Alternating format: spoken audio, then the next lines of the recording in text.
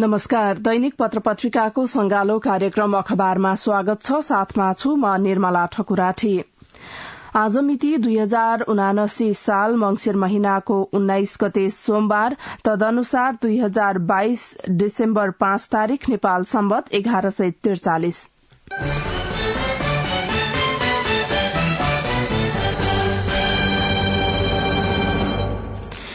कार्यक्रममा पहिलो समाचार लिँदैछौ। कान्तिपुरबाट भारतले महाकाली धकेल्दा सरकार मुखदर्शक शीर्षकमा कान्तिपुरले मुख्य समाचार बनाएको छ। एक वर्षमा तेस्रो पटक वारीपारी ढुंगा हानाहान, 4 नेपाली बालक घाइते, कूटनीतिक पहलबाट समाधानको सट्टा सरकार रमिते बन्दा अप्रिय घटनाको जोखिम उपशीर्षक दिँदै कान्तिपुर अगाडि लेख्छ। महाकालीको बहाव नेपालतर्फ धकेलेर भारतले अनधिकृत पक्की संरचना बनाइरहँदा सरकार मुखदर्शक बनेको छ। पछिल्लो एक वर्षमा मात्र 3 पटक वारीपारी ढुंगा हानाहान भएका छन्। वार्ताबाट समस्या समाधान गर्न कूटनीतिक पहल नगरी सरकार रमिते बनेकाले अप्रिय घटनाको जोखिम बढ़ेको छ। महाकालीमा आएको बाढ़ीले 2070 असार 2 मा दार्चुला सदरमुकाम खलंगा बजार डुबाएको थियो। बाढ़ीले महाकालीको धार नेपालतर्फ धकेल्दा नेपाली भूभाग नदी पारी पुगेको थियो। बाढ़ी आएको 7 वर्षपछि दुवै देशका नापी, परराष्ट्र र गृह मन्त्रालयका अधिकारी सम्मिलित संयन्त्रले महाकालीको धारबारे नाप नक्सा परीक्षण गरेको थियो। त्यस क्रममा नेपालको करिब 200 रोपनी भूभाग भारततर्फ परेको पुष्टि भएपछि प्रतिवेदन पूरा नहुँदै भारत पन्छिएको थियो। यो विषयमा कोशिश गर्दा भारतीय पक्ष प्रक्रियाविहीन रहेको नापी विभागका अधिकारीहरूको भनाइ छ। नदीको स्वाभाविक बहावले बनाएको बगरमा तटबन्ध उठाएर भारतले सड़क बनाउन लागेको छ। यसले नदीको सिमाना मात्र मिचिएको छैन, महाकाली अब नेपालतर्फको भूभागबाट मात्र बग्ने अवस्था आएको छ। खलंगा बजार र आसपासका क्षेत्रमा बाढ़ी र कटानको जोखिम बढ़ेको छ। त्यसैको विरोधमा खलंगा क्षेत्रका बासिन्दा आन्दोलित हुँदै आएका छन्। भारतले बनाइरहेको संरचना अन्तर्राष्ट्रिय सन्धि विपरीत छ। हेलसिन्की सन्धि 1962 ले एक अर्कालाई प्रतिकूल असर पर्ने र नदी तथा खोलाको प्राकृतिक धार परिवर्तन हुने गरी सीमा क्षेत्रमा संरचना बनाउन नपाउने भनेको छ। सन्धिमा नेपाल र भारत दुवै पक्ष राष्ट्र हुन्। प्राकृतिक प्रकोप तथा वित्तीय रोकथाम तथा नियन्त्रणका लागि कुनै संरचना बनाउनै परे एक अर्को मुलुकसँग समन्वय र सहमति लिनुपर्ने हुन्छ। तर भारतले महाकाली क्षेत्रमा अन्तर्राष्ट्रिय कानून विपरीत बल मिच्याई गरेको छ।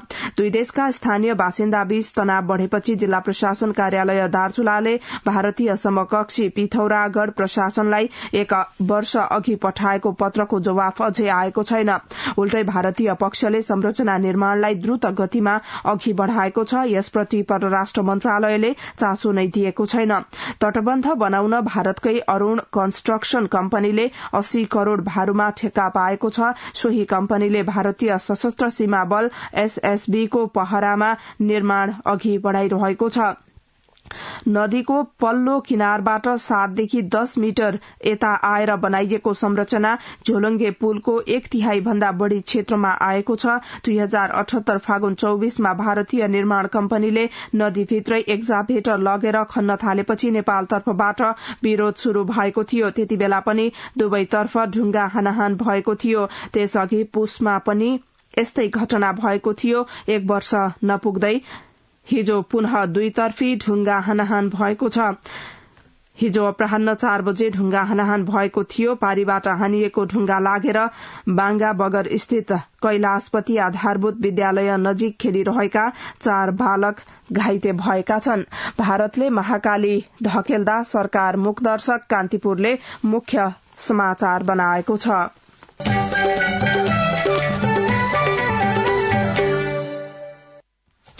प्रदेशमा समानुपातिकबाट 76% महिला आउँदै नयाँ पत्रिकाको मुख्य खबर हो यो। प्रदेश सभामा समानुपातिक प्रणालीबाट चुनिने 220 सांसद मध्ये करिब 76% महिला आउने भएका छन्। प्रदेश सभाका कुल सदस्य मध्ये 33% महिला हुनुपर्ने संवैधानिक व्यवस्था छ।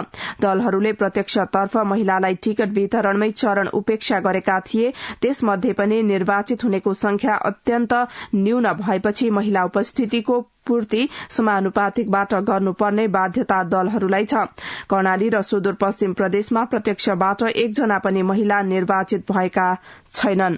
प्रदेशमा समानुपातिकबाट 76% महिला आउँदै नयाँ पत्रिकाले मुख्य समाचार बनाएको छ।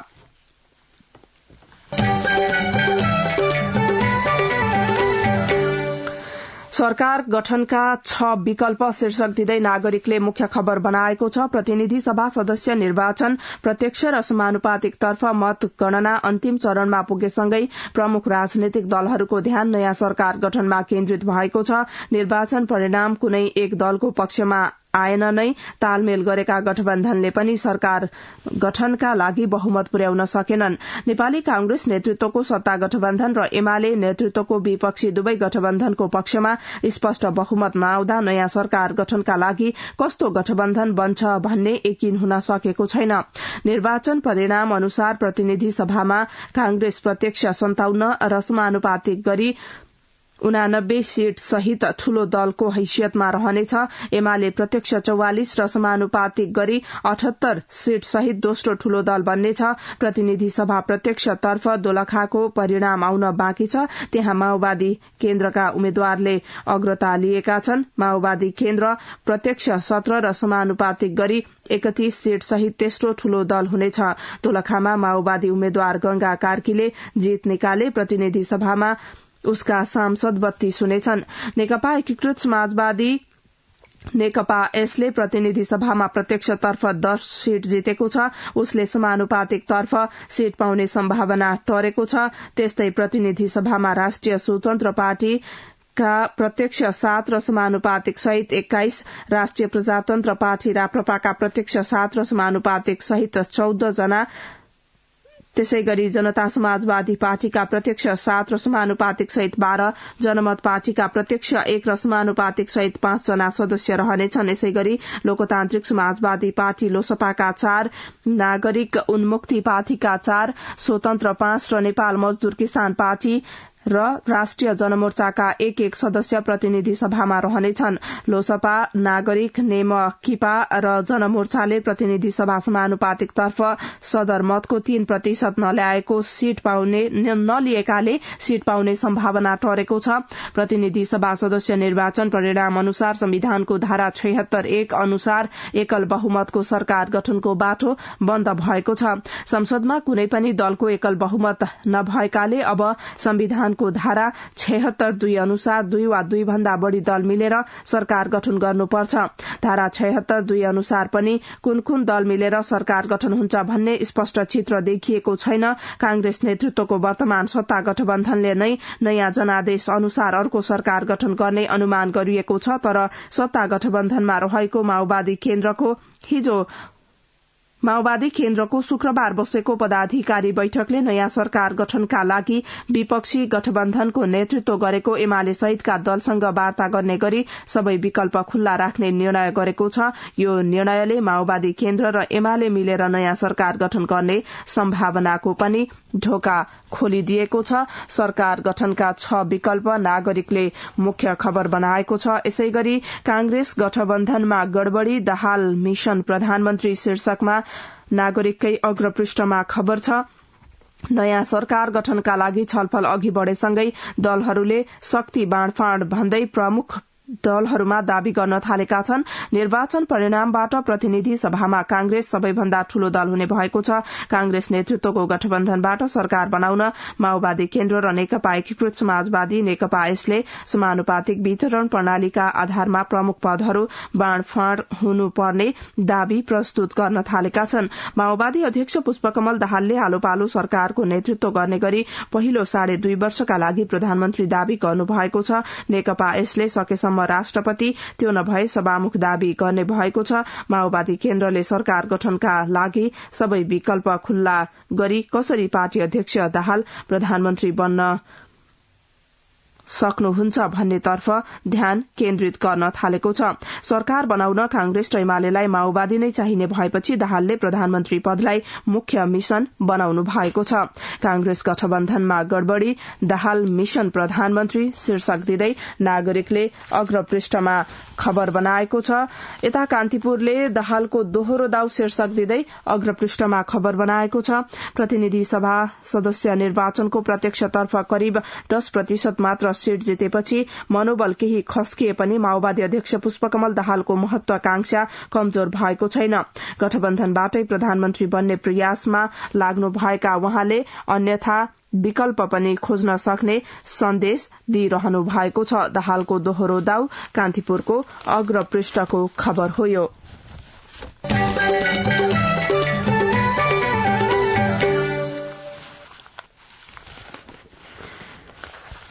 एक रात नबित्दै उल्टियो माओवादी केन्द्रको निर्णय शीर्षकमा राजधानीले अग्रपृष्ठमा समाचार बनाएको छ। एक साता नबित्दै नेपाल कम्युनिष्ट पार्टी माओवादी केन्द्रले आफ्नो निर्णयको खण्डन गरेको छ।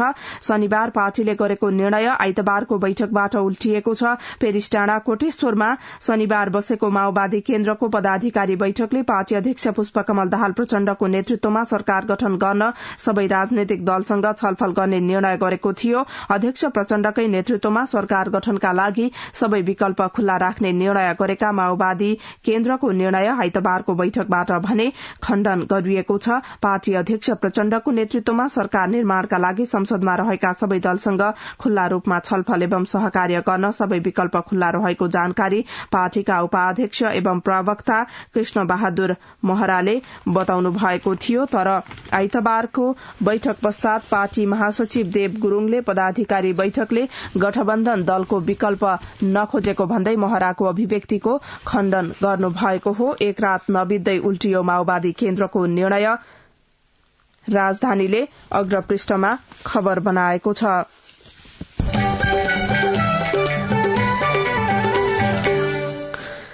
मल छ भनिन्छ तर छैन, अन्नपूर्णले मुख्य समाचार बनाएको छ। किसानलाई यति बेला गहुँ छर्ने चटारो छ तर मल पाउन सकेका छैनन्। सरकारी निकायको तथ्याङ्कले गोदाममा मल मौजदात छ भन्छ। बिक्री वितरणको परिणाम पनि ठूलै देखाइन्छ। किसानको हातमा भने कनिका जति पनि पर्दैन। उल्टै कालोबजारीको सामान किन्न बाध्य हुन्छन्। सरकारले बेलैमा मल आपूर्ति नगर्दा वर्षेनी उही समस्या भोग्नु परिरहेको छ। विज्ञ भन्छन् सरकारलाई समस्या थाहा भए पनि किसानप्रति गम्भीर बनेन। मल छ भनिन्छ तर छैन, अन्नपूर्णले मुख्य समाचार बनाएको छ।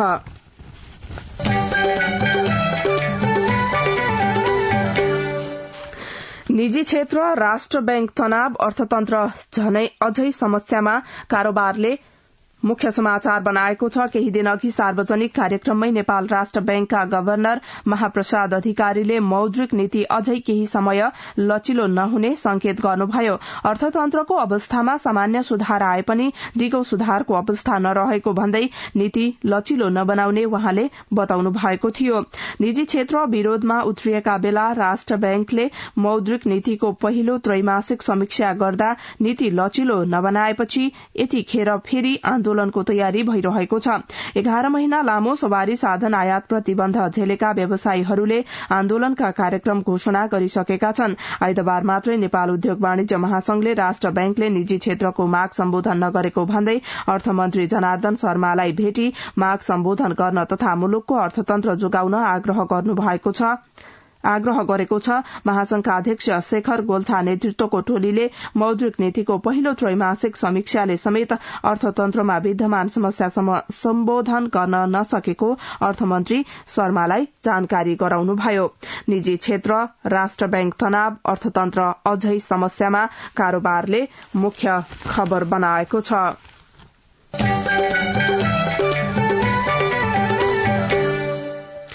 रेडियो नेपालबाट कार्यक्रम अखबार सुन्दै हुनुहुन्छ। अब केही बेर विज्ञापन र सन्देश।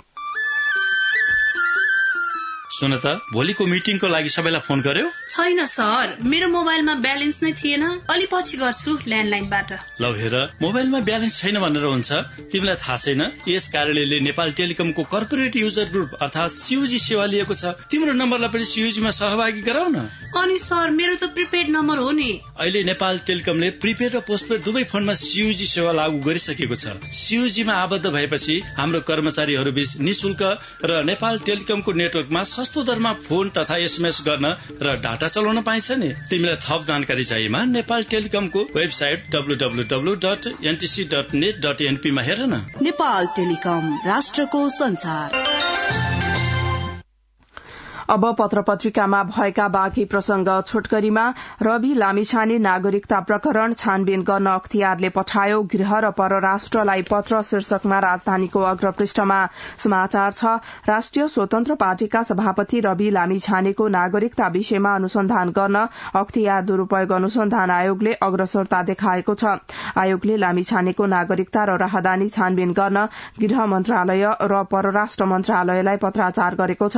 आयोगमा दर्ता भएको उजुरीलाई आधार मानेर सम्बन्धित मन्त्रालयलाई अनुसन्धान गर्न पत्र पठाइएको अख्तियारका प्रवक्ता श्याम प्रसाद भण्डारीले बताउनुभयो।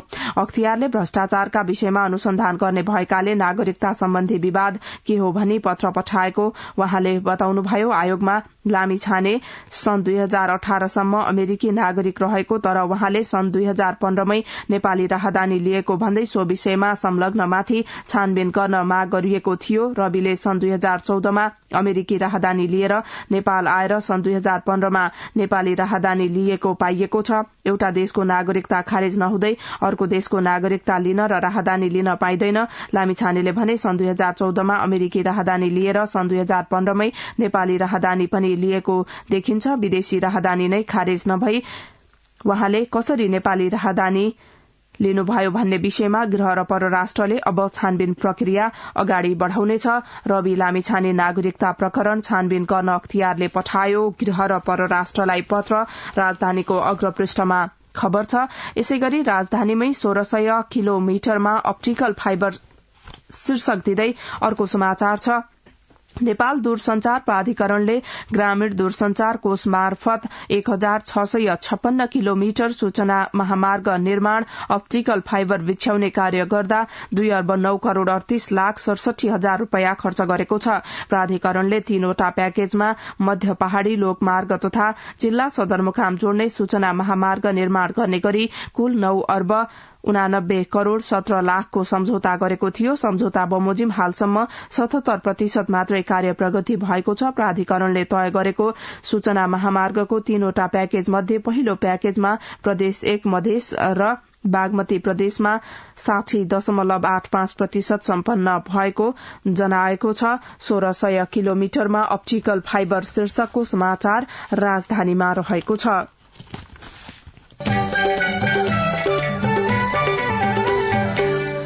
आजदेखि सम्पत्ति शुद्धिकरण रोकथामको प्रभावकारिता मूल्याङ्कन शीर्षकको समाचार नयाँ पत्रिकामा छ। नेपालमा सम्पत्ति शुद्धिकरण रोकथामको प्रभावकारिताको मूल्याङ्कन आजदेखि हुँदैछ। यसका लागि वित्तीय कार्यवाही कार्यदल एफएटीएफको एशिया प्रशान्त क्षेत्र हेर्ने एपीजी एशिया पेसिफिक ग्रुपका सचिवालय प्रतिनिधि सहित 10 सदस्यीय मूल्याङ्कन टोली अनसाइट भिजिटका लागि काठमाण्डु आइसकेको छ।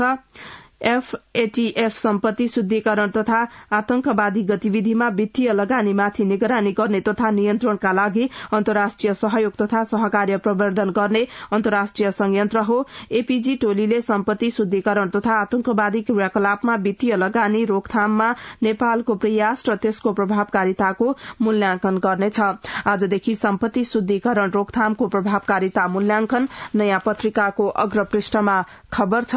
आर्थिक असमानता महिला हिंसा शीर्षकको समाचार कारोबारमा छ।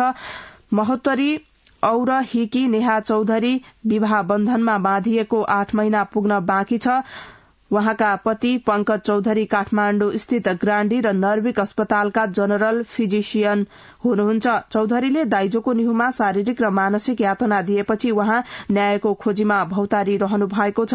गोर्खाकी तुलसा भण्डारी नाम परिवर्तन हाल युरोपमा बस्नुहुन्छ। बिहे अघि उहाँले कमाएको सम्पत्ति सबै श्रीमानको नाममा नामसारी गरिदिएको निहुमा बिहे भएको 1 महिना पनि नपुग्दै शारीरिक र मानसिक हिंसा सहनु पर्यो। विवाह भएको 15 दिन नपुग्दै सबै सम्पत्ति आफ्नो नाममा गर्नुपर्ने भन्दै श्रीमानबाट हिंसा सहे। विवाह अगाडि कमाएको मेरो सम्पत्ति माथि मेरो हक नहुने, हिंसाबाट मुक्त हुनका लागि मैले डिभोर्स दिने तयारी गरिरहेको छु उहाँले भन्नुभयो। भण्डारीकै घटनासँग मिल्दोजुल्दो छ चर्चित लोक गायिका बबिता बानिया जेरीले भोग्नु भएको समस्या पनि। जेरीले केही साता अघि मात्रै श्रीमानसँग डिभोर्स गर्नुभएको छ।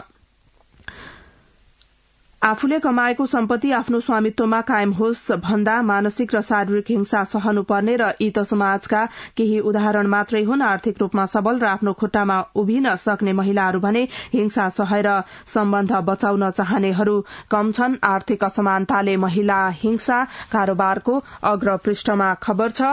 बागबजार क्षेत्रको पार्किङ आजबाट सिटी मार्केटमा शीर्षकको समाचार रहेको छ। नेपाल समाचार पत्रमा 4 दिन अघि खाली गराइएको बागबजारको सड़कको पार्किङ आज रत्न पार्क स्थित सिटी मार्केटको भूमिगत तलामा हुने भएको छ। व्यापारीको व्यापक दबावपछि महानगरले तत्कालका लागि सिटी मार्केटको बेसमेन्ट खाली गर्न शुरू गरेको हो। काठमाण्डु महानगरपालिका प्रहरी बल प्रमुख प्रहरी उपरीक्षक राजुनाथ पाण्डेले सिटी मार्केटमा पार्किङ गर्ने व्यवस्था गर्न लागेको जानकारी दिँदै भन्नुभयो। आइतबारदेखि बेसमेन्ट खाली गर्न शुरू गरेका छौं।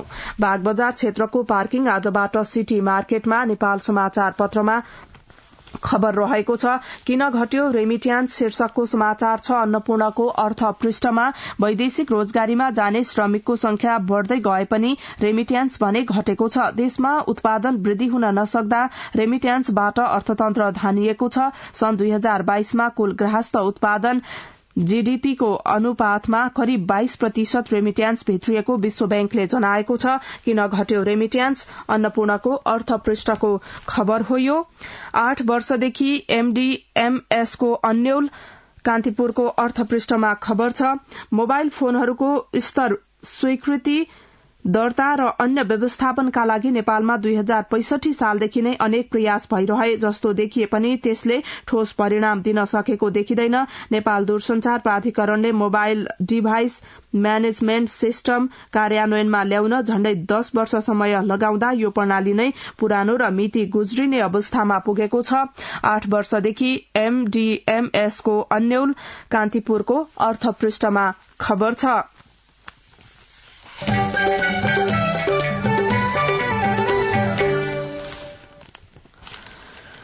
कार्यक्रममा अब सम्पादकीय व्यापारी सांसदलाई स्वार्थ बाँझिने जिम्मेवारी नदियौं शीर्षकमा कान्तिपुरले सम्पादकीय बनाएको छ। प्रतिनिधि सभा र प्रदेश सभामा उल्लेख्य संख्यामा उद्योगी व्यापारी र निर्माण व्यवसायीहरू निर्वाचित भएसँगै उहाँहरूको स्वार्थको द्वन्द्वबाट आगामी संसद र सरकार कसरी बस्नेछन् भन्ने सवाल उठेको छ। निश्चित विधामा अनुभव हासिल गरेकाहरू कानून बनाउने थलोमा पुग्नु वा कार्यपालिकामै सम्मिलित हुनु आफैमा अन्यथा पक्कै नभए पनि यसको सृजनशील उपयोग भएको दृष्टान्त खोज्न मुस्किल छ। हाम्रो आफ्नै अनुभव भन्छ नाफामुखी पेशामा भएकाहरू संसद र सरकारमा पुगेपछि सोझै स्वार्थ बाँझिने गरी नीति निर्माण तथा निर्णय प्रक्रियाहरूमा हावी भएका छन्। यही नमिठो विगतबाट यसपालिको सरकार र संसदलाई जोगाउनु अबको चुनौती हो। व्यापारी सांसदलाई स्वार्थ बाँझिने जिम्मेवारी नदियौं कान्तिपुरले सम्पादकीय बनाएको छ।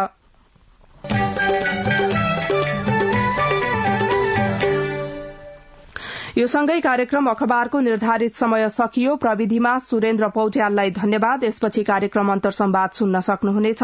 हवस् त, नमस्कार।